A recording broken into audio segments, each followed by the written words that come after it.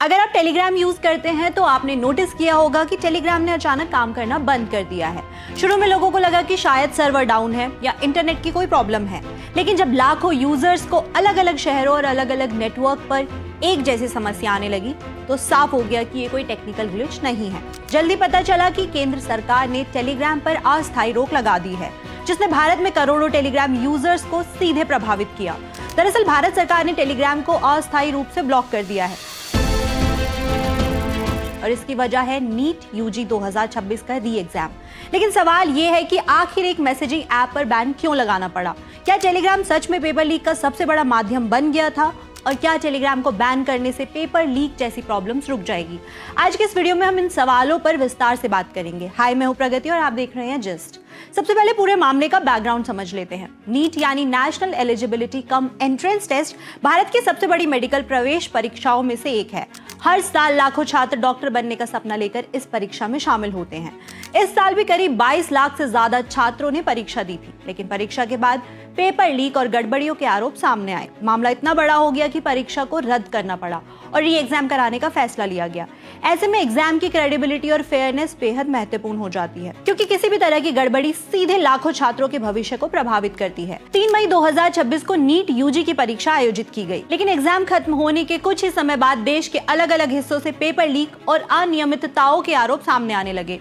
Social media पर कुछ questions और आंसर्स वायरल होने लगे। कई छात्रों और अभिभावकों ने दावा किया कि परीक्षा शुरू होने से पहले ही कुछ लोगों के पास क्वेश्चन पेपर पहुंच चुका था।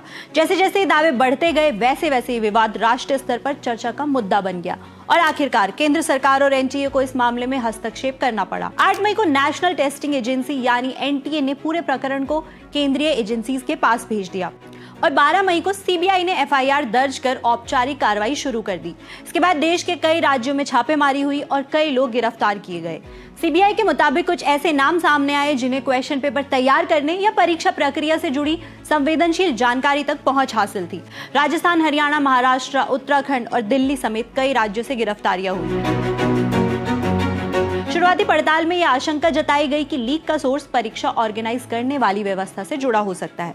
इसी दौरान कुछ एनटीए अधिकारी और पेपर सेटिंग प्रोसेस से जुड़े लोगों की भूमिका भी स्क्रूटिनी के दायरे में आ गई। मामला अदालतों तक पहुंचा और लाखों छात्रों के भविष्य को देखते हुए परीक्षा की इंटीग्रिटी और फेयरनेस पर गंभीर सवाल खड़े होने लगे। विवाद बढ़ने और जांच आगे बढ़ने के साथ ही एनटीए पर दबाव लगातार बढ़ रहा था, क्योंकि लाखों छात्र परीक्षा प्रक्रिया की पारदर्शिता और निष्पक्षता पर जवाब मांग रहे थे। इसी को ध्यान में रखते हुए एजेंसी ने परीक्षा प्रक्रिया की समीक्षा की और आखिरकार प्रभावित छात्रों के लिए दोबारा परीक्षा कराने का फैसला लिया। री एग्जाम की तारीख 21 जून तय की गई, लेकिन री एग्जाम की तैयारियों के बीच जांच एजेंसीज के सामने एक और चुनौती सामने आई। अधिकारियों के मुताबिक पेपर लीक और उससे जुड़ी गतिविधियों की पड़ताल के दौरान टेलीग्राम पर मौजूद कुछ चैनल्स और ग्रुप्स जांच के दायरे में आए। एजेंसीज का दावा था कि इन प्लेटफॉर्म्स का इस्तेमाल कथित तौर पर लीक क्वेश्चन पेपर्स और एग्जाम से जुड़ी भ्रामक जानकारियां फैलाने के लिए किया जा रहा था। यही वजह थी कि री एग्जाम से पहले टेलीग्राम को लेकर सरकार की चिंता बढ़ने लगी। कुछ मामलों में यह आरोप भी लगाया गया कि टेलीग्राम के मैसेज एडिटिंग फीचर का इस्तेमाल करके पुराने मैसेज बाद में एडिट किए जाते हैं और फिर उन्हें इस तरह पेश किया गया था मानो क्वेश्चन पेपर परीक्षा से पहले ही उपलब्ध था। सरकार और एनटीए को डाउट था कि री एग्जाम से पहले भी इस तरह की गतिविधियां दोबारा देखने को मिल सकती है, यानी लाखों स्टूडेंट्स फिर से फर्जी क्वेश्चन पेपर, अफवाहों और स्कैम का शिकार हो सकते हैं। सरकार का मानना था कि अगर इस तरह के नेटवर्क्स को अस्थायी रूप से नहीं रोका गया तो री एग्जाम की क्रेडिबिलिटी भी सवालों के घेरे में आ सकती है।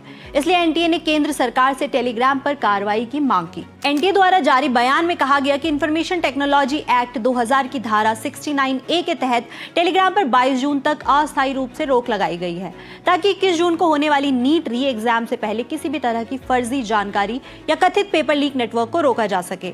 मीडिया रिपोर्ट्स के मुताबिक सिर्फ ऐप ब्लॉक ही नहीं किया गया, बल्कि टेलीग्राम के मैसेज एडिट फीचर को भी 30 जून तक अस्थायी रूप से बंद किया है। सरकार का मानना है कि इसी फीचर का दुरुपयोग करके कुछ लोग पुराने टाइम स्टैम्प्स वाले मैसेज दिखाकर पेपर लीक के दावे कर रहे थे। हालांकि सरकार के इस फैसले ने एक नई बहस को जन्म दे दिया, क्योंकि टेलीग्राम सिर्फ एक मैसेजिंग ऐप नहीं है। भारत में करोड़ों लोग इसका इस्तेमाल पढ़ाई, बिजनेस कंटेंट शेयरिंग और कम्युनिटी बिल्डिंग जैसे कामों के लिए करते हैं। ऐसे में सवाल उठने लगा कि क्या कुछ संदिग्ध चैनल्स और ग्रुप्स की वजह से पूरे प्लेटफॉर्म को ब्लॉक करना सही है? इसी बीच टेलीग्राम के संस्थापक पावेल दुरोव ने भी भारत सरकार के इस फैसले पर प्रतिक्रिया दी। दुरोव का कहना था कि टेलीग्राम को ब्लॉक करके भारत ने 15 करोड़ से ज्यादा यूजर्स को प्रभावित किया है, जबकि उनमें से ज्यादातर का पेपर लीक या किसी भी इलीगल एक्टिविटी से कोई संबंध नहीं है। उनके मुताबिक कुछ गलत लोगों को रोकने के लिए करोड़ों आम यूजर्स को परेशान करना उचित नहीं माना जा सकता। दुरों ने एक और महत्वपूर्ण बात कही। उनका तर्क था कि अगर कुछ लोग टेलीग्राम का गलत इस्तेमाल कर रहे थे तो उनके खिलाफ टारगेटेड एक्शन लिया जाना चाहिए था, न कि पूरे प्लेटफॉर्म को बंद किया जाना चाहिए था। उन्होंने ये भी कहा कि किसी एक ऐप को ब्लॉक करने से ऐसी गतिविधियां पूरी तरह खत्म नहीं हो जाती, क्योंकि ऐसे नेटवर्क्स आसानी से दूसरे प्लेटफॉर्म्स पर शिफ्ट हो सकते हैं। टेलीग्राम ने केंद्र सरकार के इस फैसले को चुनौती देते हुए हाई कोर्ट का दरवाजा खटखटाया। कंपनी का कहना है कि अस्थायी रोक भी उसके करोड़ों भारतीय यूजर्स और उसके संचालन को प्रभावित करती है, इसलिए इस फैसले की वैधता और आवश्यकता की न्यायिक समीक्षा होनी चाहिए। दिल्ली हाई कोर्ट ने टेलीग्राम की याचिका पर सुनवाई के लिए सहमति भी दे दी है। यहाँ से इस पूरे मामले का सबसे बड़ा सवाल सामने आता है, क्या टेलीग्राम को बैन करने से सही में पेपर लीक रुक जाएंगे? दरअसल पेपर लीक की समस्या किसी एक ऐप से शुरू नहीं होती। अगर क्वेश्चन पेपर एग्जाम से पहले बाहर पहुंचा है तो उसका सोर्स कहीं ना कहीं परीक्षा व्यवस्था के अंदर है। टेलीग्राम या कोई दूसरा प्लेटफॉर्म सिर्फ उस जानकारी को फैलाने का माध्यम बन सकता है। यानी अगर कल टेलीग्राम की जगह व्हाट्सएप, सिग्नल या कोई दूसरा प्लेटफॉर्म इस्तेमाल होने लगे तो क्या समस्या खत्म हो जाएगी? शायद नहीं, क्योंकि असली चुनौती उस नेटवर्क तक पहुंचना है जो क्वेश्चन पेपर को परीक्षा से पहले बाहर निकाल रहा है। हालांकि सरकार का तर्क भी पूरी तरह खारिज नहीं किया जा सकता। सरकार का कहना है कि री एग्जाम से ठीक पहले किसी भी तरह की अफवाह, फर्जी क्वेश्चन पेपर और स्कैम को रोकना जरूरी था। अगर लाखों छात्रों के बीच फिर से गलत जानकारी फैलती तो परीक्षा की क्रेडिबिलिटी पर और बड़े सवाल खड़े हो सकते थे। ऐसे में टेलीग्राम पर लगाया गया प्रतिबंध सरकार के अनुसार एक अस्थायी और एहतियाती कदम था, न कि स्थायी समाधान। अब यहाँ एक और पहलू सामने आता है, आखिर टेलीग्राम में ऐसा क्या है जो उसे व्हाट्सएप से अलग बनाता है? जब टेलीग्राम बंद हुआ तो कई लोगों को पता चला कि वो इस ऐप पर कितने निर्भर हो चुके हैं। सबसे पहली चीज है बड़े चैनल्स और ब्रॉडकास्ट सिस्टम। टेलीग्राम पर लाखों लोगों वाले चैनल्स बनाए जा सकते हैं। व्हाट्सएप में अभी भी इस स्तर की ओपन चैनल क्षमता सीमित है। दूसरी चीज है लार्ज फाइल्स शेयरिंग। टेलीग्राम पर यूजर्स बड़ी बड़ी वीडियो, डॉक्यूमेंट्स और फाइल्स आसानी से शेयर कर सकते हैं, जबकि व्हाट्सएप में फाइल साइज की सीमाएं काफी कम है। तीसरी चीज है क्लाउड स्टोरेज। टेलीग्राम के मैसेज और मीडिया क्लाउड में स्टोर रहते हैं, इसलिए फोन बदलने पर भी डेटा आसानी से मिल जाता है। एक और चीज है बॉट्स और ऑटोमेशन। टेलीग्राम पर हजारों बॉट्स चलते हैं जो news update, file management, AI tools और ऑटोमेशन जैसे काम करते हैं। व्हाट्सएप में ये फीचर बहुत सीमित है। और आखिरी चीज है मल्टी डिवाइस एक्सपीरियंस। टेलीग्राम को कई डिवाइस पर एक साथ इस्तेमाल करना काफी आसान माना जाता है। यही वजह है कि भारत में सिर्फ छात्र ही नहीं बल्कि business, content creators, educational communities और टेक्नोलॉजी प्रोफेशनल भी टेलीग्राम का बड़े पैमाने पर इस्तेमाल करते हैं।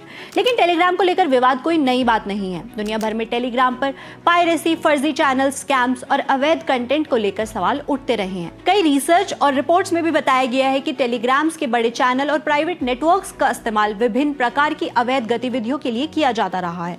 हालांकि टेलीग्राम का कहना है कि वो ऐसे चैनल्स पर कार्रवाई करता है और हाल के दिनों में भारत में पेपर लीक और स्कैम से जुड़े सैकड़ों चैनल्स हटाए भी गए थे। टेलीग्राम पर बैन तो लगा दिया गया, लेकिन क्या इससे असली समस्या का समाधान हो गया? क्या पेपर लीक जैसी घटनाओं को रोकने के लिए प्लेटफॉर्म्स पर कार्रवाई करना काफी है, या फिर जरूरत उस व्यवस्था को मजबूत करने की है जहां से क्वेश्चन पेपर बाहर निकलता है? क्योंकि अगर सोर्स सुरक्षित नहीं है तो सिर्फ माध्यम बदलने से समस्या खत्म नहीं होगी। इस पूरे मामले पर आपकी क्या राय है, हमें कमेंट करके जरूर बताइए। देश, दुनिया और आपसे जुड़ी हर खबर के लिए देखते रहे जिस्ट।